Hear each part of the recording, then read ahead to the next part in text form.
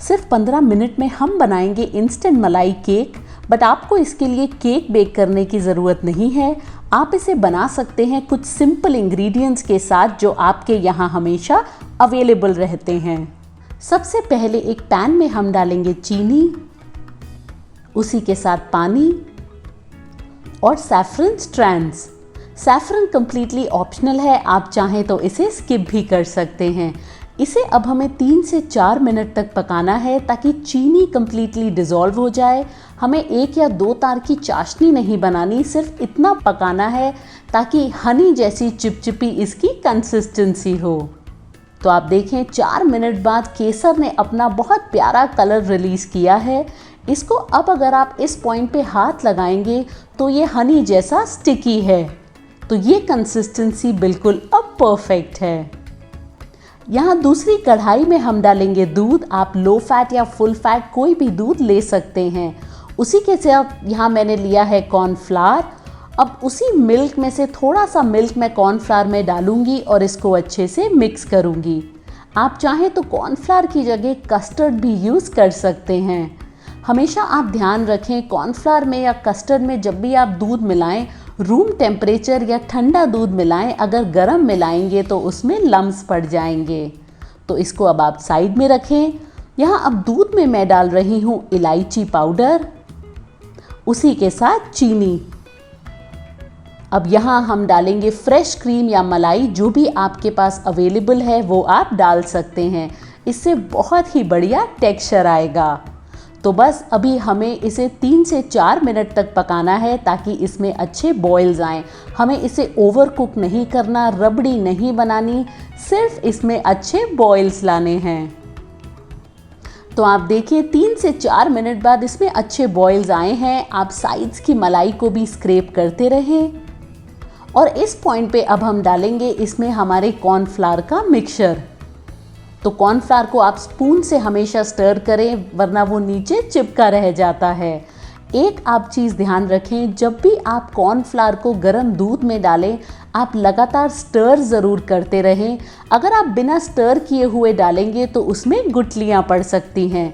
तो जैसे ही आप कॉर्नफ्लावर डालेंगे, आप देखेंगे जो टेक्सचर है वो आपका थिक होने लगेगा, रबड़ी जैसा गाढ़ा होने लगेगा। तो बस अभी हमें इसे सिर्फ 2 मिनट और पकाना है। ओवर कुक हम इसे बिल्कुल भी नहीं करेंगे। आप इस रेसिपी को कौन सी सिटी या कंट्री से देख रहे हैं, मुझे लिखकर ज़रूर बताएं। अब 2 मिनट के बाद अगर मैं आपको दिखाऊं तो आप देखिए ये टेक्सचर हमारा काफ़ी गाढ़ा हो चुका है। ये बिल्कुल रबड़ी जैसा इस टाइम पे लग रहा है। तो यहाँ इस रेसिपी के लिए मैं ले रही हूँ टोस्ट। ये रेगुलर टोस्ट हैं जो हम चाय के साथ पीते हैं। इसको अब हम असेंबल करेंगे। यहाँ मैंने ली है एक डिश जो थोड़ी डीप है और अब आप एक एक लेयर करके इसको असेंबल करना शुरू करें। ये जो शुगर सिरप हमने बनाया था ये हम इस पे डालेंगे। आप ध्यान रखें शुगर सिरप आपका गर्म हो ताकि जो टोस्ट है वो इसको सोक करें और सॉफ्ट हो जाएं। तो इसको इवनली अब आप स्प्रेड करें और इसमें अब हम डालेंगे हमारी रबड़ी। तो जो हमने रबड़ी तैयार की है आप उसकी भी एक लेयर इस पे लगाएं। ये बहुत ही मज़ेदार डेज़र्ट बनता है। आप एक बार इसे ज़रूर ट्राई करें। आई एम श्योर ये आपके घर में सबको पसंद आएगा और आप जब इसको खाएंगे आपको पता भी नहीं चलेगा कि आप ये टोस्ट खा रहे हैं। तो आप देखें मैंने इसे इवनली स्प्रेड कर लिया है। उसी तरह से हम लगाएंगे एक और लेयर टोस्ट की और सेम हम गरम गरम शुगर सिरप इसमें डालेंगे। इस पे भी हम उसी तरह से फाइनली एक और रबड़ी की लेयर लगाएंगे। आप चाहें तो सिर्फ 2 लेयर का भी बना सकते हैं, बट मैं आज 3 का बना रही हूँ। दिखने में बड़ा अच्छा लगता है और खाने में भी बहुत ये मज़ेदार है। जो साइड में है मैं उसमें भी टोस्ट रख रही हूँ। आप चाहें तो इसे स्किप भी कर सकते हैं। तो इसके ऊपर भी अब आप डालें सिरप और अब हम एक फाइनल लेयर हम हमारी रबड़ी की लगाएंगे। आप चाहें तो हर एक लेयर के बीच में भी ड्राई फ्रूट्स डाल सकते हैं, बट मैं सिर्फ ऊपर गार्निश करते वक्त ड्राई फ्रूट्स को डालूंगी। तो अब आप इसमें डालें पिस्ता, काजू या बादाम, जो भी आपको पसंद है। यहाँ मैंने डाले हैं पिस्ता और बादाम और इसको अब हमें ठंडा करना है 2 घंटे तक। आप इसे रेफ्रिजरेटर में रखें। आप चाहें तो इसे पूरे 1 दिन भी रेफ्रिजरेटर में बना के रख सकते हैं और जब आपके घर मेहमान आए उस टाइम आप निकाल के ये सर्व कर सकते हैं। तो आप देखें, मैंने इसे पूरे 2 घंटे तक अच्छे से रेफ्रिजरेट किया है। जो बाकी की रबड़ी बची थी मैंने वो भी साइड्स में डाल दी। इसका अब आप नाइफ़ की हेल्प से काटें और इसको निकालें। ये बहुत ही मज़ेदार और सॉफ्ट हो गया है क्योंकि हमने इसमें शुगर सिरप डाला था। तो जो टोस्ट है वो बिल्कुल केक टाइप उसका स्ट्रक्चर आया है। रबड़ी की मिठास बहुत ही मज़ेदार है। आप इसको ज़रूर ट्राई करें। आई एम श्योर आपको ये रेसिपी पसंद आएगी। इन गर्मियों में मैंगोज़ और घर पर पड़े कुछ बहुत ही सिंपल इंग्रेडिएंट्स के साथ आज हम बनाएंगे एक ऐसी टेस्टी रेसिपी जो शायद आपने पहले कभी नहीं खाई होगी। सबसे पहले एक पैन में हम डालेंगे 1 चम्मच देसी घी और घी जब हमारा गर्म हो जाएगा तो हम इसमें डालेंगे सेवियाँ। ये अगर मैं आपको दिखाऊं, मैंने बारीक वाली सेवियाँ ली हैं। इससे टेक्सचर बहुत स्मूथ और क्रीमी आएगा। अगर आपके पास मोटी वाली है, ये नहीं है, तो आप वो भी ले सकते हैं। तो हमें इसे भुनना है 2 से 3 मिनट। ये बहुत जल्दी भुन के तैयार हो जाती हैं। आप इसे मीडियम या लो हीट पे ही पकाएं। आप देखें इसमें हल्का गोल्डन कलर आ गया है, तो ये अब हमारी अच्छे से भुन गई हैं। इसे अब हम ट्रांसफ़र करेंगे एक बोल के अंदर। अब उसी पैन में हम डालेंगे दूध। यहाँ मैं 1 लीटर दूध ले रही हूँ और हमें दूध को उबालना है। इसको रिड्यूस नहीं करना, काढ़ना नहीं है, सिर्फ इतना पकाएंगे ताकि इसमें 3 से 4 अच्छे बॉयल्स आएँ। तो अब जब तक हमारा दूध बॉयल हो रहा है हम मैंगोज़ को तैयार करेंगे। तो यहाँ मैंने लिए हैं 2 मैंगोज़। ये बिल्कुल अच्छी तरह से पक गए हैं। पके हुए मैंगोज़ हमारे बहुत मीठे होंगे जो हमें इस रेसिपी के लिए चाहिए। तो अब हम इनके छोटे छोटे पीसेस करेंगे। ये जो फाड़ियाँ हैं उनको हम पीसेस में काट के रेडी करेंगे और जो गुठली होती है उसके साइड्स का हम पल्प बनाएंगे। तो आप देखें ये हम रेसिपी के अंदर डालेंगे जो आप खाएंगे और वो है पल्प बनाने के लिए। तो ये दोनों मैंगोज़ हमारे तैयार हैं। यहाँ रफली चॉप्ड मैंगोज़ को हम प्योरे करेंगे। अगर आपके आम मीठे नहीं हैं तो आप इस पॉइंट पे उसमें चीनी डाल सकते हैं। तो आप देखें ये इसकी स्मूथ कंसिस्टेंसी हमें चाहिए। ये बिल्कुल परफेक्ट है। यहाँ अगर अब हम दूध को देखें तो ये अच्छे से बॉईल हो चुका है। इसके अंदर अब हम डालेंगे हमारी रोस्टेड सेवियाँ। आप इस रेसिपी को कौन सी सिटी या कंट्री से देख रहे हैं मुझे लिखकर ज़रूर बताएं। अब हमें इसे कुक करना है 3 से 4 मिनट। जी हाँ, ये पतली वाली सेवियाँ बहुत जल्दी कुक हो जाती हैं। साइड में जो मलाई है आप वो भी स्क्रैप करें। आप देखिए यहाँ पे हल्के बॉयल्स आने लगे हैं और ये सेवियाँ ऊपर फ्लोट होने लगी हैं। इसका मतलब ये परफेक्टली कुक हो चुकी हैं। हमें इसे ओवर कुक नहीं करना क्योंकि ठंडा होने के बाद भी ये गाढ़ी होगी। तो इसमें अब हमने डाली है चीनी। चीनी की क्वांटिटी इस पे भी डिपेंड करती है कि आपके आम कितने मीठे या खट्टे हैं। तो इसको बस हम 2 से 3 मिनट और पकाएंगे। अब यहाँ पे मैंने लिया है कस्टर्ड पाउडर और इसके अंदर हम डालेंगे ठंडा ठंडा दूध। कस्टर्ड पाउडर में हमेशा ठंडा दूध या ठंडा पानी डालें। अगर आप गरम डालेंगे तो उसमें लम्स पड़ जाएंगे। बस अब आप इसको अच्छे से मिक्स करें ताकि एक स्मूथ कंसिस्टेंसी इसकी तैयार हो। तो ये बिल्कुल हमें परफेक्ट लग रही है। अब यहाँ अगर अब हम अपनी सेवियों को देखें, ये काफ़ी गाढ़ी हो चुकी है। हमें इसे ओवर कुक नहीं करना। आप बस अब कस्टर्ड को डालें और लगातार स्टर करें। कस्टर्ड डालते वक्त आप हमेशा ध्यान करें उसको छोड़े नहीं, वरना अगेन इसमें लम्स पड़ जाएंगे। बस अभी हमें कुक करना है 2 से 3 मिनट। और कस्टर्ड हमने इसलिए डाला है क्योंकि इससे ये बहुत गाढ़ी होगी। अगर आप देखें इमीडिएटली कंसिस्टेंसी इसकी थिक हो गई है और सेकेंडली ये एक बहुत क्रीमी टेक्सचर भी ऐड करेगा हमारे इस डेजर्ट में। तो बस इसको अब हम 2 मिनट तक और पकाएंगे। यहाँ अगर अब आप देखें ये गाढ़ा हो गया है। हम इसे ओवर कुक नहीं करेंगे क्योंकि ठंडा होने के बाद भी जैसे मैंने आपको कहा ये गाढ़ा होगा। अब हम इसमें डालेंगे पिस्ता, चिरौंजी, किशमिश, बादाम और उसी के साथ इलायची पाउडर। ये सबको अब आप अच्छे से मिक्स करें और बस 1 से 2 मिनट हम इसे और पकाएंगे। तो इसको अब मैं इमीडिएटली ट्रांसफ़र करूंगी एक बोल के अंदर ताकि ये हमारा जल्दी से ठंडा हो जाए। फिर हम इसमें डालेंगे हमारे बाकी के इंग्रेडिएंट्स। अगर आप देखें इस पॉइंट पे ये थोड़ा सा पतला है, पर जैसे जैसे ठंडा होता जाएगा ये और गाढ़ा होता जाएगा। आप 5 मिनट तक इसको लगातार स्टर ज़रूर करें क्योंकि हम नहीं चाहते इसके ऊपर मलाई जमे।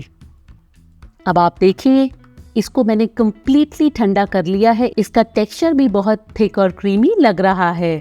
अब मैं इसमें डालूंगी मैंगो पल्प। आप ये हमेशा बिल्कुल ठंडा करके डालें वरना आपका दूध फट सकता है। इसी के साथ हम इसमें डालेंगे कुछ चॉप्ड मैंगोज और बाकी के हम गार्निश करेंगे। अब आप इन सबको अच्छे से मिक्स करें तो ये बहुत ही डिलिशियस और क्रीमी बनके तैयार होगा। यहाँ अगर अब मैं आपको इसकी कंसिस्टेंसी दिखाऊं, आप देखें ये बहुत ही थिक है। अब हम इसको असेंबल करेंगे। तो एक सर्विंग ग्लास के अंदर आप इसको डालें और इसके बाद अब हम डालेंगे थोड़े से चॉप्ड मैंगोज और ये बहुत ही अच्छे लगते हैं दिखने में। अगर आपने सेवियां खीर एक बार ऐसे बनाई तो आप हर बार इसे ऐसे ही बनाएंगे। इसमें ना तो मैंने मिल्क पाउडर डाला है ना ही खोया, बट फिर भी इसका टेक्सचर रबड़ी जैसा है। सबसे पहले एक कढ़ाई में हम डालेंगे थोड़ा सा देसी घी और घी गर्म होने के बाद हम इसमें डालेंगे सेवियां। यहाँ जो मैंने सेवियां ली है ये ऑलरेडी रोस्टेड हैं, तो मैं इनको सिर्फ 1 से 2 मिनट तक घी में भूनूंगी ताकि इसका टेस्ट बढ़िया हो। अगर आप कच्ची सेवियां ले रहे हैं तो 5 से 6 मिनट तक आप उसे रोस्ट करें। आप इसमें मोटी पतली जो आपके पास सेवियां हैं वो यूज़ कर सकते हैं। तो यहाँ आप देखिए मैंने इसे 2 मिनट तक भून लिया है। इसमें बहुत अच्छी खुशबू आ रही है। अब हम इसे एक बोल में निकालेंगे। उसी कढ़ाई में अब हम डालेंगे दूध। यहाँ मैं फुल फैट दूध ले रही हूँ। ये मैं आपको ज़रूर सजेस्ट करूँगी आप इस रेसिपी के लिए क्रीम वाला फुल फैट मलाई वाला दूध यूज़ करें। अभी हमें इसे गरम करना है। आप हमेशा ध्यान रखें जब भी आप सेवियां वाली खीर बनाएं या चावल की खीर बनाएं, आप हमेशा गरम दूध में सेवियां डालें। कई बार ऐसा होता है अगर आप ठंडे में डाल देंगे तो दूध आपका फट जाएगा। तो यहाँ देखें दूध हमारा अच्छे से गर्म हो गया है। इसमें अब हम डालेंगे हमारी रोस्टेड सेवियां। आप इस रेसिपी को कौन सी सिटी या कंट्री से देख रहे हैं मुझे लिखकर ज़रूर बताएं। यहाँ अगर मैं आपको दिखाऊं, अभी जो सेवियां हैं हमारी कच्ची हैं। जैसे जैसे ये पकती जाएंगी आप देखेंगे ये फूल के मोटी हो जाएंगी। तो इसको पकने में ज़्यादा टाइम नहीं लगता, 6 से 7 मिनट में ये कुक होकर रेडी हो जाएंगी। तो यहाँ आप देखें इसको मैंने कुक कर लिया है और अगर मैं आपको सेवियां दिखाऊं, आप देखेंगे इसका साइज़ काफ़ी बड़ा हुआ है और ये फूल के मोटी हो गई हैं। ये साइन है कि हमारी सेवियां कुक हो गई हैं। अब हम इसको एक बढ़िया टेस्ट देने के लिए बनाएंगे इसके लिए कैरमल। तो यहाँ एक पैन में हम डालेंगे चीनी और उसी के साथ मैं इसमें डालूंगी थोड़ा सा पानी। कैरमल बनाते वक्त आप हमेशा ध्यान रखें आप कभी भी इसे बहुत हाई हीट पे नहीं कुक करें, क्योंकि चीनी जब आपकी एक बार डार्क होनी चालू होगी तो वो कड़वी हो सकती है। तो आप इसे मीडियम से लो हीट पे पकाएं, आपको 5 से 6 मिनट लग सकते हैं। यहाँ आप देखें चीनी हमारी अच्छे से पिघल चुकी है। आप इस पॉइंट पे इसको हाथ नहीं लगाएं, ये बहुत गर्म है। आप इसे लगातार स्टर करें और जैसे जैसे ये कुक होती जाएगी आप देखेंगे इसका कलर डार्क होता जाएगा। कैरमल को कभी भी हम ओवर कुक नहीं करेंगे वरना ये कड़वा हो सकता है। यहाँ आप देखें इसमें अच्छा कलर आ गया है, ऐसा ही हमें चाहिए। इससे ज़्यादा डार्क मैं नहीं करूँगी। और यहाँ अगर आपको कुछ चीनी के मोटे पीसेस भी दिख रहे हैं, आप घबराएं नहीं, ये हमारे खीर कुक करते वक्त सारे डिज़ोल्व हो जाएंगे। अब मैं इसमें डालूंगी 1 कटोरी भर के मलाई। ये घर पे जो हम दूध के ऊपर मलाई आती है वो हम लेते हैं। आप इसको अच्छे से मिक्स करें। अगर आपको किसी भी पॉइंट पे लग रहा है कैरमल थोड़ा मोटा हो रहा है, उसमें गुठलियाँ पड़ रही हैं, आप बिल्कुल भी परेशान नहीं हो। आप जैसे जैसे इसे कुक करेंगे ये डिज़ोल्व होती जाएगी। तो आप देखें अब इसमें बहुत ही बढ़िया हमारा कलर आया है और ये मलाई डालने की वजह से ये जो हमारी खीर बनेगी ये बिल्कुल रबड़ीदार बनेगी। तो आप इसको डालें खीर के अंदर और इसको भी आप अच्छे से मिक्स करें। आप देखेंगे इसका कलर बहुत ही बढ़िया आएगा। आप एक बार इस तरह से सेवियां खीर ज़रूर बनाएं एंड आई प्रॉमिस आप हर बार इसको ऐसे ही बनाएंगे। मीठा आपको जितना पसंद है आप अपने हिसाब से एडजस्ट कर सकते हैं। तो बस इसको अब मैं 3 से 4 मिनट और कुक करूंगी। यहाँ आप देखें मैंने सेवियां को कुक कर लिया है और अगर मैं आपको इसका टेक्सचर दिखाऊं, आप देखें ये थोड़ा गाढ़ा हुआ है।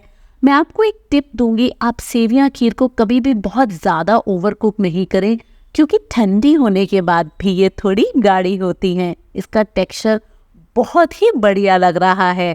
अब इस पॉइंट पे हम इसमें डालेंगे पिस्ता, बादाम, किशमिश, चिरौंजी और उसी के साथ इलायची पाउडर। इससे बहुत बढ़िया टेस्ट आएगा। आप इस सबको अच्छे से मिक्स करें तो लीजिए बहुत ही मज़ेदार आपकी कैरेमल रबड़ीदार खीर बनके तैयार है।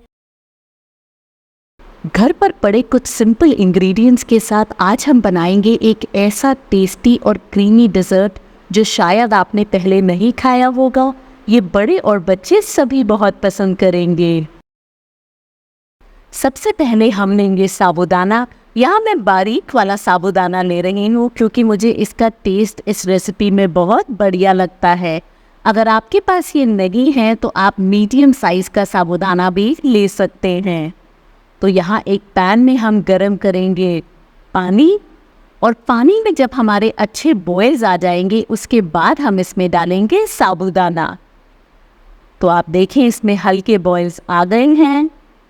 अब आप इसमें डालें साबूदाना और हम इसे कुक करेंगे 7 से 8 मिनट मीडियम हीट पे। अगर मैं आपको इस पॉइंट पे दिखाऊं तो साबूदाना वाइट है, बट जैसे जैसे ये कुक होता जाएगा ये ट्रांसलूसेंट होता जाएगा। आप इस रेसिपी को कौन सी सिटी या कंट्री से देख रहे हैं मुझे लिखकर ज़रूर बताएं। तो यहाँ देखें 8 मिनट बाद साबूदाना हमारा ट्रांसलूसेंट हो गया है और काफ़ी गाढ़ा भी। अब गैस को हम कर देंगे बंद और इसको हम छान के रेडी करेंगे। तो यहाँ आप एक स्ट्रेनर लें और साबूदाने को छानें। साबूदाने में जनरली बहुत स्टार्च होती है तो आप इसको अच्छे से छानें और फिर पानी के साथ आप इसको एक बार फिर से रिंस करें। आप चाहें तो इसे टैप के नीचे भी, रनिंग वाटर के नीचे भी आप इसे वॉश कर सकते हैं। तो यहाँ मैं डाल रही हूँ पानी और इसको अच्छे से मैं वॉश करके रेडी करूँगी। साबूदाना हमारा रेडी है तो चलिए मिल्क पुडिंग अब हम बनाते हैं। उसके लिए पैन में हम डालेंगे मिल्क। यहाँ मैं 1/2 लीटर मिल्क ले रही हूँ और मिल्क को हमें अच्छे से गर्म कर लेना है। जब तक हमारा मिल्क गर्म हो रहा है हम तैयार करते हैं इसके लिए एक स्लरी। तो यहाँ एक बोल में आप डालें कॉर्नफ्लावर और उसी के साथ ठंडा दूध। इसको अब हम मिक्स करेंगे ताकि इसमें लम्स बिल्कुल भी नहीं रहें। आप कभी भी इसमें गर्म दूध नहीं डालें वरना इसमें गुठलियाँ पड़ जाएंगी। अगर आपके पास कॉर्नफ्लावर नहीं है तो आप इसमें कस्टर्ड पाउडर भी डाल सकते हैं। तो आप देखें ये बिल्कुल अब स्मूथ है, ऐसा ही हमें चाहिए। अब यहाँ दूध पे हमारे अच्छे बॉयल्स आ गए हैं। साइड में अगर थोड़ी मलाई है तो आप उसे भी स्क्रैप कर दें। अब आप इसमें डालें हमारी स्लरी और आप इसको लगातार स्टर ज़रूर करें स्लरी डालते वक्त वरना इसमें लम्स पड़ जाएंगे। तो अब हम इसे कुक करेंगे 2 से 3 मिनट और जैसे जैसे ये कुक होता जाएगा आप देखेंगे इसका टेक्सचर थोड़ा थिक होगा। जैसे हम कस्टर्ड बनाते हैं ये बिल्कुल सेम हमें प्रोसेस करना है। यहाँ आप देखें मिल्क हमारा हल्का गाढ़ा हुआ है, ऐसा ही हमें चाहिए। अब हम इसमें डालेंगे चीनी। चीनी की क्वांटिटी अगेन आप कम या ज़्यादा कर सकते हैं जितना आपको पसंद है। और उसी के साथ मैंने डाला है वेनिला एक्सट्रैक्ट। इससे फ्लेवर बहुत बढ़िया आएगा। अगर आपके पास ये नहीं है तो आप इलायची का पाउडर भी डाल सकते हैं। इसे अब हम कुक करेंगे 3 से 4 मिनट और ताकि शुगर हमारी कंप्लीटली डिज़ोल्व हो जाए। तो यहाँ आप देखिए हमारी मिल्क पुडिंग का मिक्सचर बिल्कुल रेडी है और हमें इसे बहुत ज़्यादा गाढ़ा नहीं करना क्योंकि ठंडा होने के बाद भी ये बहुत गाढ़ा होगा। तो बस अब गैस को हम कर देंगे बंद और इसको कम्प्लीटली ठंडा करेंगे। तो ठंडा करने के बाद आप एक बोल में डालें हमारा मिल्क। उसी के साथ हम इसमें डालेंगे फ्रूट्स, जो भी सीजनल फ्रूट्स आपके पास अवेलेबल हैं आप वो डाल सकते हैं। मैं इसमें डाल रही हूँ banana, black grapes, red grapes, mangoes, dragon fruit, kiwi और उसी के साथ एप्पल्स। अगर आपको नट्स पसंद है तो आप इसमें वो भी डाल सकते हैं। इसी के साथ हम डालेंगे बॉइल्ड साबूदाना, कटे हुए पिस्ता और चिरौंजी। इन सबको अब आप अच्छे से मिक्स करें तो ये ठंडी ठंडी आपकी साबूदाना एंड फ्रूट पुडिंग बहुत ही टेस्टी बनती है। आप इसे ज़रूर बनाएं। आई एम श्योर ये आपके घर में सबको बहुत पसंद आएगी।